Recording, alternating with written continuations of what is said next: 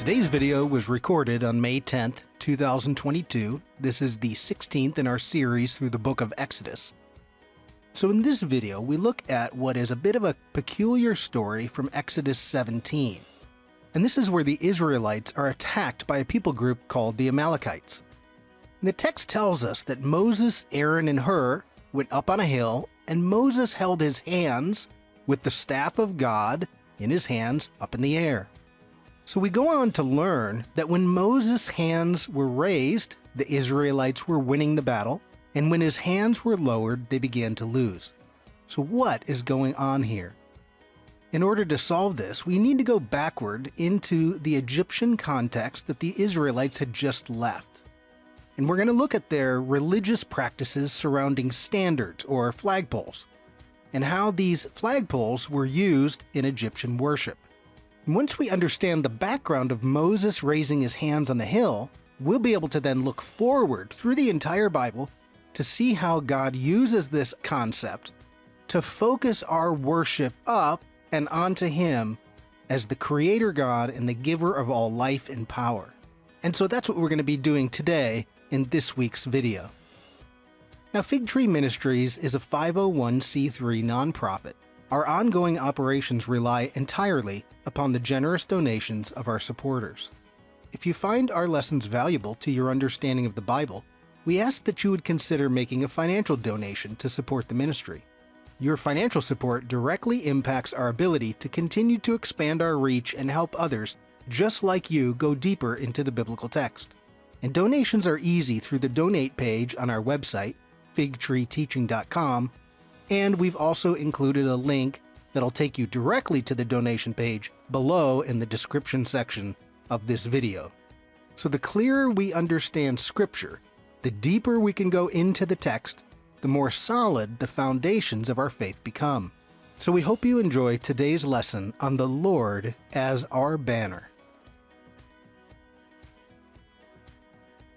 So today, May 10th, this is going to be what we're going to call the Lord my banner. So the Lord my banner, that's exactly what Moses says. And we're going to connect it to Egypt. And it's pretty cool that God uses something out of Egypt and then it flows straight through the Bible all the way to Jesus. It's actually really cool when you take a look at it.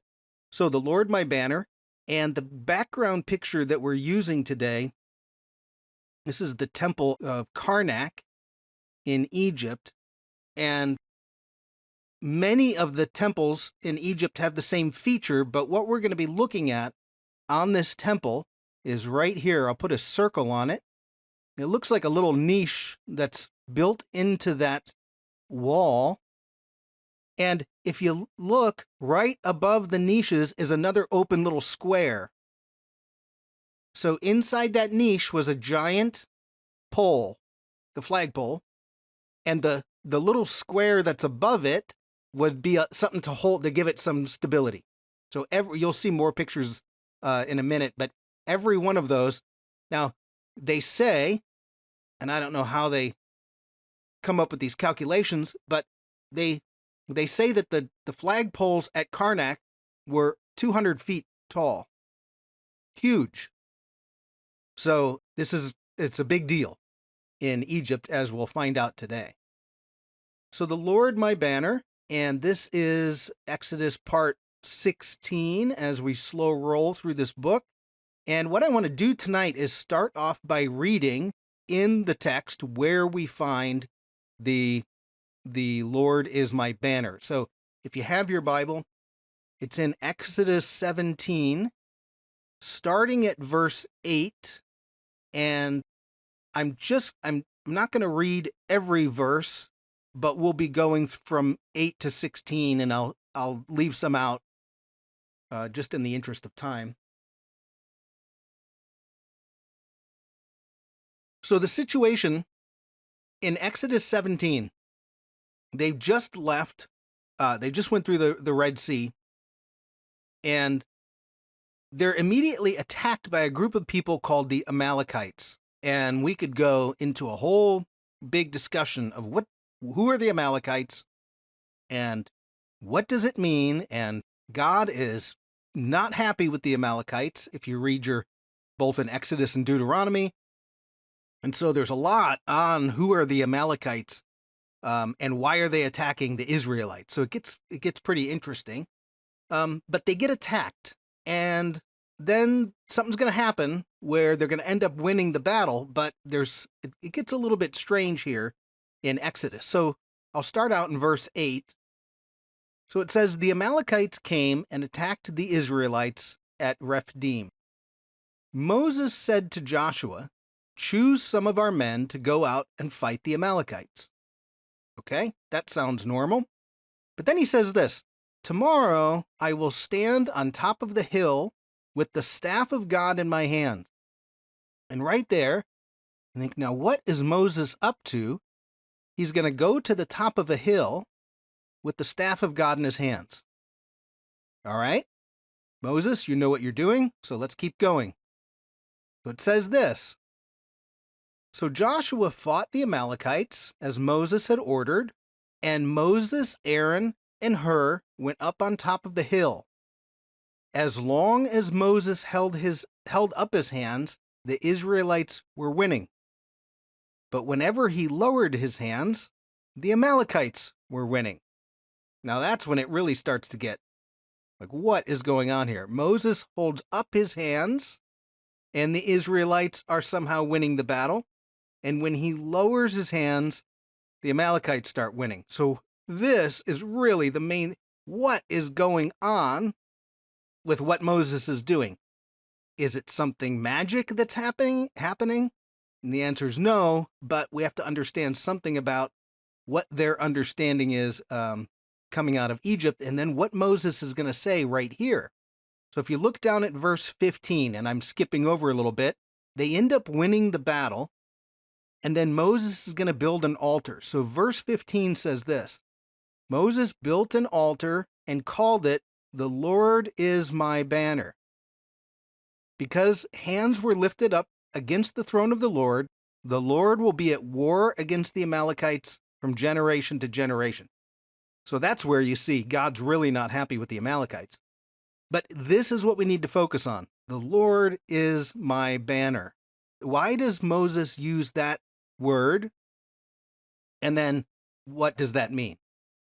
So if I just isolate verse 15 here, the Lord is my banner, and the word my banner is the Hebrew word nisi, and that means my. It's adding my banner. Banner is just nes.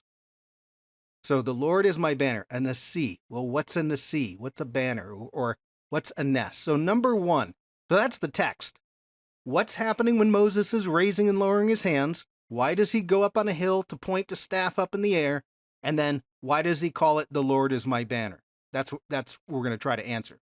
So starting at number one on your handout, we have to know something about the word for banner and the Hebrew word nes, N-E-S, we would pronounce it. So the Hebrew word that we translate banner there can be translated by maybe 6 or 7 or 8 different words. So it's got a little bit of a wider range, but they all have this similar meaning. So, for instance, a nes is a standard, an ensign, or a banner. And now if you think, in the ancient days, if you were fighting a battle, you would fight under the banner of a king or a general. And flags, ensigns, were used often in military to designate certain things. So we see a battle, and we see the idea of banner. You're underneath something, a standard, an ensign, a banner. We'll see next week when we look at the bronze snake, the word nes gets translated pole. And I noticed, just so you know, I am aware that on your sheet, I put down the word standard twice, and I meant to put sign, because nes can also be a sign. Something is giving you a sign. Okay, so standard, ensign, banner, pole. Now I put a couple definitions. These definitions, I footnoted them. They come from a book that's called the Theological Word Book of the Old Testament. And they take all the words of the Old Testament, and then you can look at all the different definitions, and they give the background of the word and all the different languages from around the Hebrew. And so you can find out a lot of little nuggets about words from that Theological Word Book. But the definitions for Nes, one of the things they say is, so in the ancient world, if you raise a flag up, it can be a rallying point or standard which drew people together, right? So it's something that's raised up that draws everybody into one place. So they draw people together for a common action or to communicate important information. So that would make sense. We're going to have something lifted up so you know where to go. The second one, it says a signal pole, sometimes with an ensign attached. It could be raised as a point of focus. Now this one's going to be important because the Egyptians did this, a point of focus. And a Nes is going to be a point of focus. It's going to be something that everyone's going to focus on.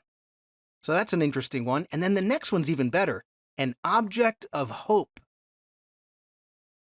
So imagine that there's something raised up that you focus your attention on that is also an object of hope. Can you imagine anything in your Bible that might fit that definition? So that's the idea of Nes, a rallying point or a signal pole of some sort. That's at least how it's used in the Old Testament. Now, let me show you something. The Hebrew Nes is associated with the word conspicuous. Something is conspicuously displayed or conspicuously lifted up. You can't miss it, is the point. So they're going to raise something up that you just can't miss. And then what's even cooler about this is the word Nes, not in the Old Testament, but in modern Hebrew, is the word for miracle. So a miracle is something that is on conspicuously displayed. And it's lifted up in a sense that gathers everybody's attention. Again, you can probably think of something in the Bible that is lifted up conspicuously so that you can't miss it and is a miracle. And that might be a Nes. So, okay, that's the Nes. It's some kind of... Now, that's exactly what we're just talking about. That's the Hebrew word for the pole that we're going to look at. So we have to go back a little bit and look at the Egyptian context of this, these standards, or the flagpole, as we would call it in our more modern language. So what's the Egyptian context going on here? The Israelites just came out of Egypt, yes?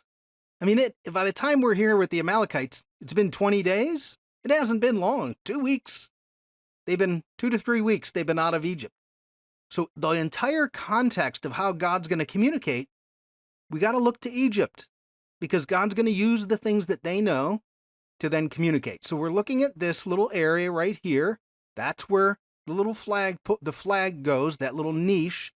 And the flagpole would go way up in the air, and then there would be, now it might be streamers, it might be a flag of the god, whatever god you're under, a flag of the pharaoh. So the flag represents something.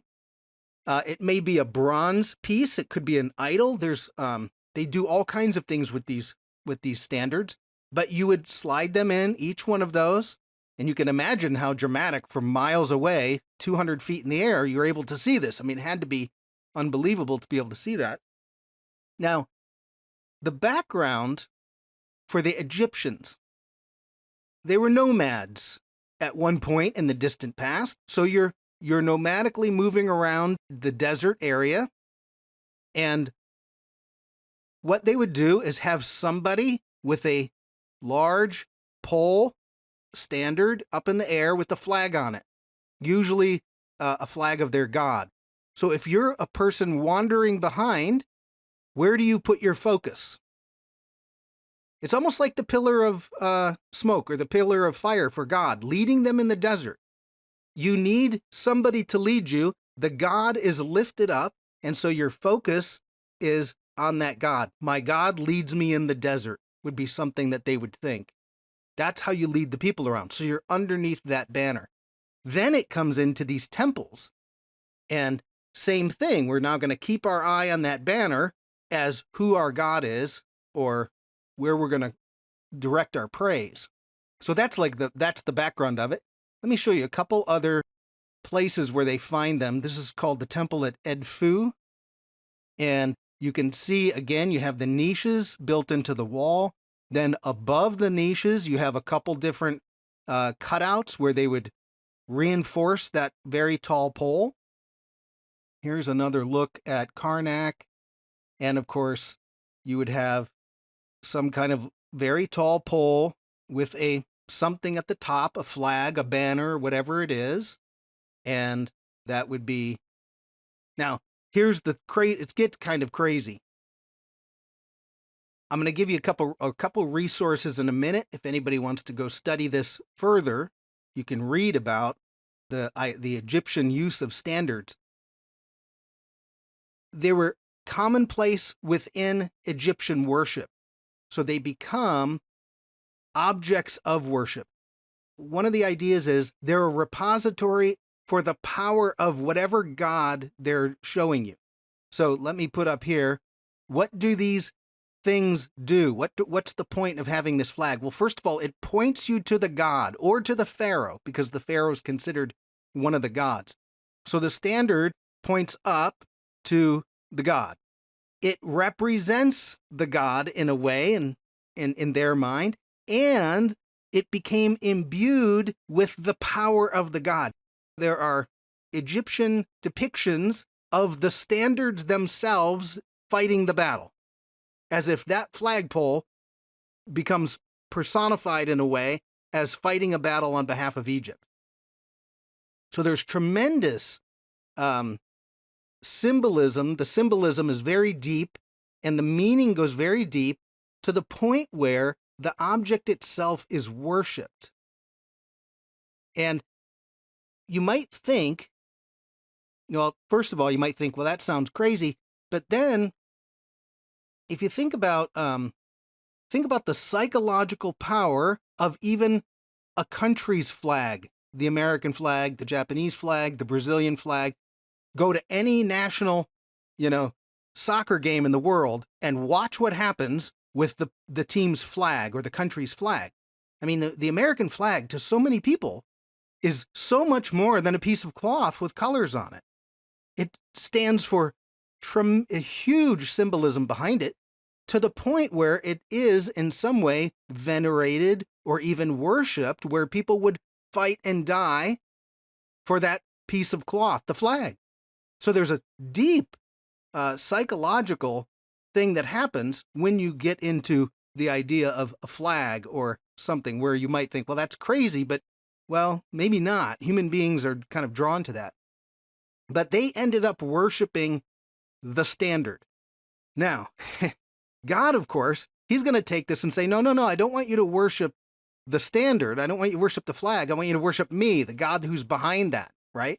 It's going to point to me. But we'll see next week. The Israelites are going to turn one of these things that we call Nez, the Bible calls Nez, and they're going to turn it into an idol for worship. And that's the bronze snake. They put the bronze snake on the pole, which is the Nez. And then we find out later in the book of Kings that they're still worshiping it. They found the snake. It's still in the temple. So God doesn't want you to do that. He wants it to point to God, but not to go on to worship it. So there's a significant meaning behind these as you're coming out of Egypt. Now, here's the two references.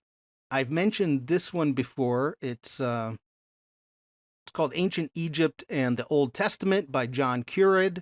And he has a whole section about the bronze snake and the worship of the standard, the use of standards in religious ceremonies or in the religions of Egypt. And then another one is Kingship and the Gods, a study of ancient Near East religion, Henri Frankfort. and he's got a section on standards. So that's just two places that you could go look. But the important piece to remember is this. Moses and God, through Moses, they're going to take something that the Israelites know out of Egypt. They're 20 days, however many days out of Egypt. They know exactly how standards are used. They know what it points to. They're going to use this idea, and then they're going to now redefine it so that God can use it. And Moses is going to say, the Lord is my banner. Not the Egyptian God, not Pharaoh, the Lord. But this idea comes right out of that Egyptian context because God has to communicate using cultural pieces that the people understand. And of course, this same idea is going to flow all the way through the Bible because it's a very powerful idea that something is lifted up for all of our attention to be directed and to bring us into a posture of worship, right? That's one of the cool things about it. Before we get to solving the problem, I want to just talk about what the dynamics of the standard are. So this number 3 on your handout. What do I mean by dynamics? The ancient people notice, they're very attentive to how things make them feel, what's going on internally in our psychology. You know, we tend to, there's an idea of, we call it the arrogance of history. Anybody in a future time looks down on the people behind them as if those people are just, they don't know what they're talking about, they're crazy. The more you recognize the wisdom in what they're doing, the more you see, oh yeah, we do the same things. We just have different words they use or different symbols. But the dynamics of having this standard or ensign or banner or whatever are pretty powerful. And the way I want to talk about them, just briefly, to introduce this to the way we can think about how the Bible communicates to us, there's going to be two ways. One is the phenomenological. What's the phenomenon of being? How do we experience the world around us? And then psychological. That is, how do we respond to something like the American flag or the national anthem? Like there's an internal response to a symbol like that. So it's so we'll look a little bit at the psychological. Okay, so the first one, the phenomenon. What's the phenomenon that we experience as human beings with God, right? And we've done this a number of times, but it goes something like this, right? We stand on the world, here we are as human beings, and we experience the world as kind of a big dome around us. You know, the mountains appear as if they're holding the clouds up. And then we'd say, okay, where's God, right? Well, God is up there somewhere, right? So everybody, no matter where you are on the earth, points up, because to a human being, God is this direction. And when we ascend in life, we ascend towards things like when the world is going well, its order, its peace, its holiness, its harmony, its balance. All of those are up. How are you feeling today? I'm up. When you want to mature in life, you grow up. It means you're growing in a certain direction, and all of these things are upward. That's just how we experience life. The opposite of that, of course, is a descending, right? Nobody ascends into chaos, you descend into chaos. And we feel depressed by the worries of the world, and there's a weight that's put on top of us, and all of that stuff. And so the chaos or disorder or profaneness of the world is always down, right? I'm feeling down, and I need to feel up. That's just how we experience the world. And so much of our language confirms that, but we just don't think about it every day. So if God is up, then where do we need to think about our objects of worship, right? They need to be in a posture where we're looking at God. All right, so that's the phenomenon.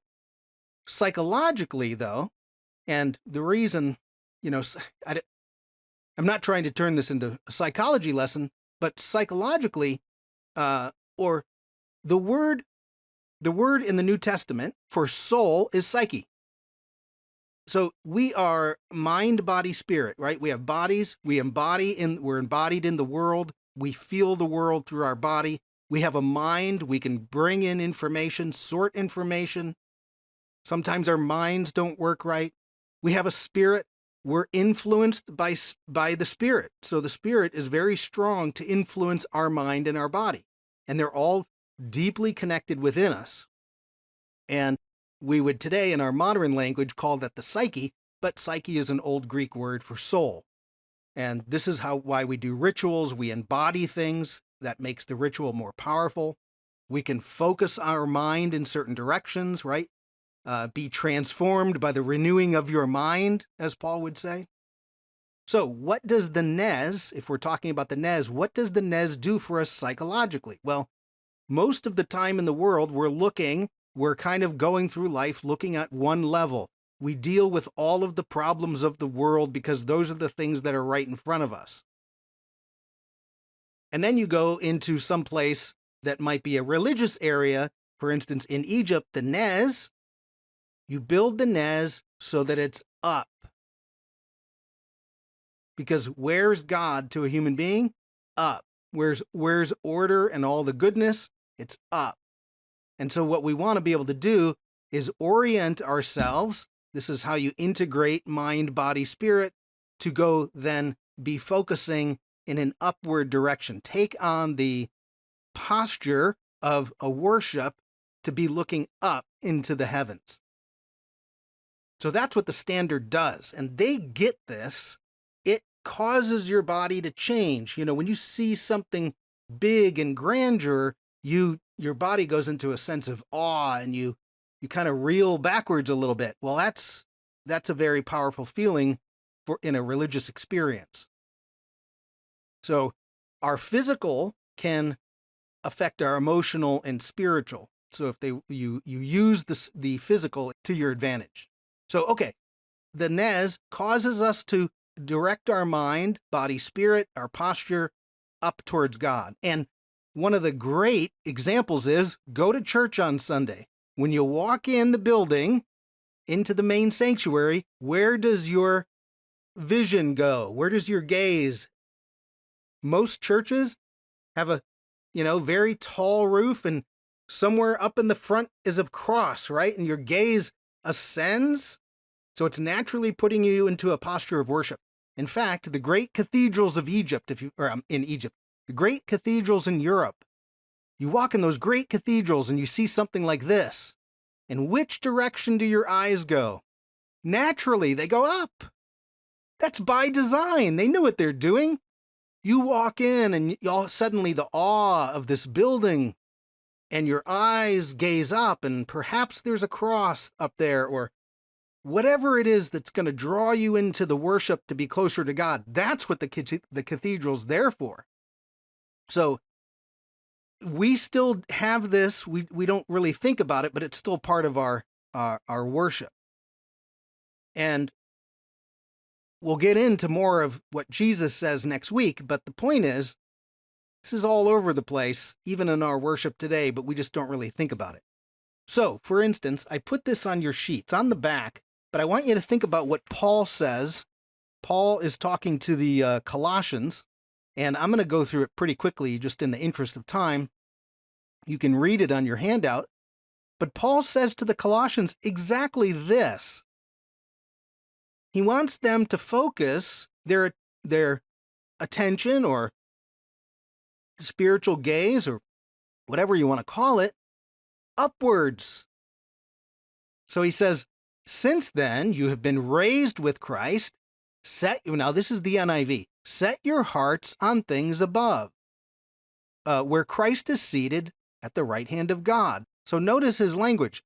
There's something above. Now, I want to point out, this is the NIV. So the NIV took a perfectly good word that means to seek. So many of your Bibles say, seek the things above. The word means to seek, to inquire, to find. So the NIV took a perfectly good word, seek, and they used an idiomatic phrase, to set your heart on. So the word heart isn't actually in there. It means to seek. Seek the things above. Well, how do you seek your things above? Well, if we use a religious term, set your heart on the things above. Orient yourself towards God. Which direction is God? It's up. So seek the things above. Then Paul says, set your minds on things above, right? Set your minds, the word means to concentrate. Concentrate on the things above, not on the earthly things. Hey, you people in Colossae, stop focusing on all the nonsense that's going on with all the Greek religions around you, right? Set your minds on things above, not on the earthly things. And what Paul's saying is you have to orient yourself in the world to do this, to look up. And just as the Egyptians figured out that that's the posture of worship, well, it is in the biblical world as well. So that's what we need to do. That's the dynamics of why it's so powerful. Not only symbolism of, say, a nez, or a flag, that symbolism is powerful, but also that it engages our body, mind, spirit in a way that brings us into the posture of worship. So, what's going on then? Well, when we go back to the Exodus text, Moses is acting as a nez. Now, it's the Hebrew word nes, but he's doing the same thing that the Egyptians did. He's going to climb a hill. And when he gets on top of the hill, he's going to point his staff in the air. And who's he pointing at? God. Sometimes you think, well, there's something magic about the staff in the air, they win, the staff lowers, they lose. No, no, no. You point at God, and when Moses points up and the Israels look and see the nez, because the definition of a nez is to point you to God, or the definition of a standard right out of Egypt is to point you towards God. So the Israelites are battling with the Amalekites. They look up, they see Moses. Moses is pointing towards God. They turn their attention towards the God who's going to give you the power in life, and they start winning. Their posture changes. They start winning the battle. When they take their eyes off of Moses and they're trying to engage the battle only in their earthly power, if they're looking down at earthly things, they lower their gaze, they attempt to fight on their own, they lose the battle. So God's bringing this concept out of Egypt that the Israelites understand. He's communicating something about him. Hey, you see these standards all over Israel, or all over Egypt. Now I'm going to explain to you who I am. I'm the God who's behind this. So when the symbol goes up, I'm your power. And this is a great lesson for any spiritual journey. If you happen to be going through anything difficult, like we talked about last week, you're going into the chaos of the desert. Maybe you're in life and you're going through something difficult. You need a nez, you need a banner or a standard that's set in front of you that you can focus your eyes on, that help you orientate yourself up. And as you're walking through the desert, just like the Egyptians, you make God your banner. That's what Moses is saying. The Lord is my banner. And so all of us on a spiritual journey are going to fight battles. And if you're trying to fight them in your own with your own earthly energy, only focusing on earthly power, you're going to lose. God says, no, no, no. Even in the battle, focus on me. So that's what seems to be happening here, because we don't understand the background that they just came out of. And then we try to figure out, what does it mean that Moses is what's going on with his hands. But it's great, because as you'll see, as we go next week forward, God is still providing us a banner. And the Lord is still our banner. He's the one that we need to keep focused on. So, okay, let me show you one rabbinic interpretation and then we'll end, because this comes, well, let's see. It comes from the Mishnah. The Mishnah is a writing that was collected, gathered around the end of the 2nd century, so about 200 AD. But it extends backwards.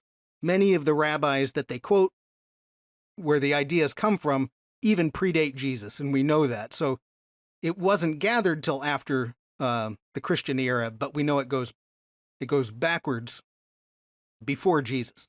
So this is a rabbinic interpretation. It comes from the Mishnah, Rosh Hashanah 3:8, if anybody wanted to go look this one up.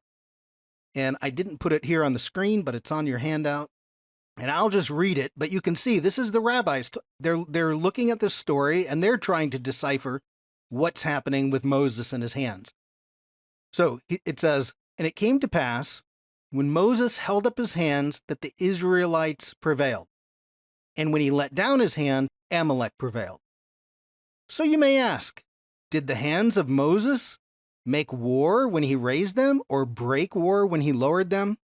Rather, the verse comes to tell you that as long as the Jewish people turned their eyes upward and subjected their hearts to their Father in heaven, they prevailed. But if they did not, they failed. So this is exactly what Paul's talking about, what I was talking about with the phenomenological aspect. How do you turn your eyes upward? Well, that's an abstraction of me taking on a spiritual posture. You subject your heart to God, and what happens? You start winning the battle. And I think that's one of the great lessons that comes out of this story, because we're all going to go through battles and difficulties, and we need to find ways to remind ourselves to look up when we're in a battle, because God is the power that we need in that chaos. So that's just an interpretation that comes out of, if not the time of Jesus, very close to the time of Jesus. And that's exactly what I mean by when we turn our posture upward. So, okay, hopefully now, well, hold on. Let's do a review. So what did we start with? Well, the Nes. It's a conspicuous standard, a flag, an ensign, a pole. There's something on the pole that brings your attention, that gathers you together. It perhaps could be an object of hope. You can't miss it. It's something that gets your attention. The context is right out of Egypt, and their idea of we're actually worshiping the standard itself as the embodiment of the power of the God it represents. But the standard orients our gaze upward, right? It points us towards the God whose power that we're going to rely on, and that's where we get our power from God. So you can see God takes something the Egyptians use, and now he's going to repackage it and reuse it for himself. So next week, as we move forward, what we're going to do, or not next week because we have next week off, but the week after that, we'll do a quick review of Egypt and Moses, because that's where we are. The next time you see the Nez show up, it's the bronze snake. They're getting bit by snakes, put a snake on the pole. As they look up, they're healed. And you get the same interpretation from the rabbis. It's not the snake. It doesn't have special power. It's the God behind the Nez. It's pointing to God. And as I mentioned earlier, they keep the bronze snake and they keep worshiping it as if it has power. And God says, don't do that. Then we find out, and we'll do this next week, in Isaiah, he says the Messiah is going to be a Nez. The Messiah is a banner for the whole world. He's going to be lifted up, and the whole world's going to gather to this Messiah. And then the word there is Nez. That's in Isaiah. And then, of course, we finish next week with Jesus. Jesus, Nessi. Jesus is my Nez. Right? The cross is lifted up, and we gaze upward. And when we're in the battles of life, where should we place our gaze? At Jesus. Set your eyes on Jesus. It's just a powerful how God uses this idea. Comes naturally to a human being, but then, Jesus says, no, that's me, and I'm going to be that for the whole world. So, okay, the Lord is my banner. I should have actually typed it Nissi, Nissi. That's how you say my banner, but Nez is banner. So, okay, that's week 1, and we'll do it again in a couple weeks. Hopefully, though, that gives you a little bit of a different way to read that story in Exodus that you may have read your whole life and never knew what to do with. It's all about us understanding the context in that Hebrew word Nez. Thanks for joining us under the fig tree for today's lesson. If If you like this video, be sure to hit the like button below. And make sure you subscribe to our YouTube channel and hit that bell to be notified every time I upload a new lesson. You can also check out more teachings here at our YouTube channel or at figtreeteaching.com and enjoy learning about the sweetness of God's Word.